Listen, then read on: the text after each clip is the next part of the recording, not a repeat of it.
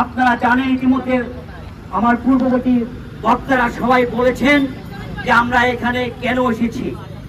আমাদের এই সিলেট শহরকে রক্ষা করতে এসেছি।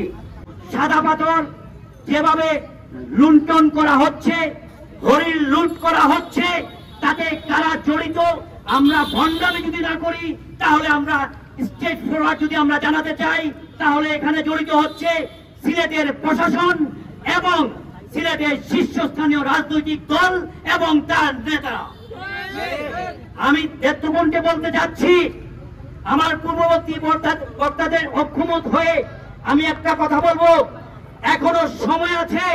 আপনারা এই সাদা পাথরে পার্মানেন্ট প্রশাসন বসানোর ব্যবস্থা করেন, নতুবা আমরা নিজেরাই সিলেট শহর থেকে সাদা পাথর লং মার্চ করে ওখানে তাঁবু বেঁধে বসে যাবো ইনশাআল্লাহ।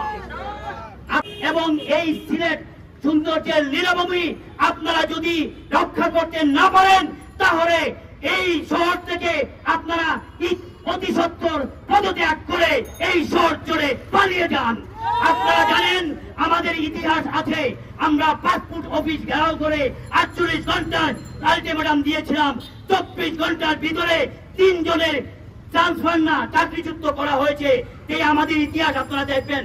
তাই আমি বলছি যে আপনারা আমাদের এই সুন্দর শহর, এই আধ্যাত্মিক নগরী এবং প্রাকৃতিক লীলাভূমি যদি আপনারা রক্ষা না করেন তাহলে আমরা রাজপথে নেমে আমরা সিলেটবাসী আমরা ঐক্যবদ্ধ হয়ে আমাদের এই সুন্দর শহর, এই আমাদের প্রাণের শহর, আমাদের সিলেটবাসী, আমার এই ছাত্র জনতা সবাই আমাদের সাথে আছেন। আমরা এখানে আজকে এই মানববন্ধনের জন্য দাঁড়িয়েছি। আজকে আমাদের এটাই দাবি যে অবিলম্বে সিলেটের যে পাথর লুট হচ্ছে অবৈধভাবে তা যেন লুটপাট বন্ধ করা হয় এবং দোষীদের আইনের আওতায় এনে তাকে শাস্তি নিশ্চিত করা হয়।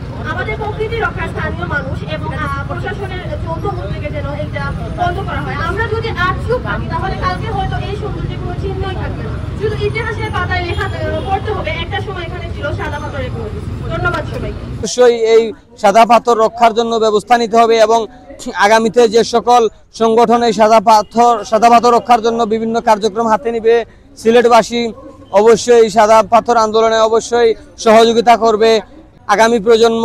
তাহলে আগামী প্রজন্ম এই সাদা পাথরের ভালোবাসা থেকে বঞ্চিত হবে এবং সাদা পাথর আল্লাহ তাআলার এক বড় নিয়ামত। এটা ধ্বংস করার আমাদের কারো অধিকার নাই। অলরাউন্ডার জাকির নায়েক, আসসালামু আলাইকুম।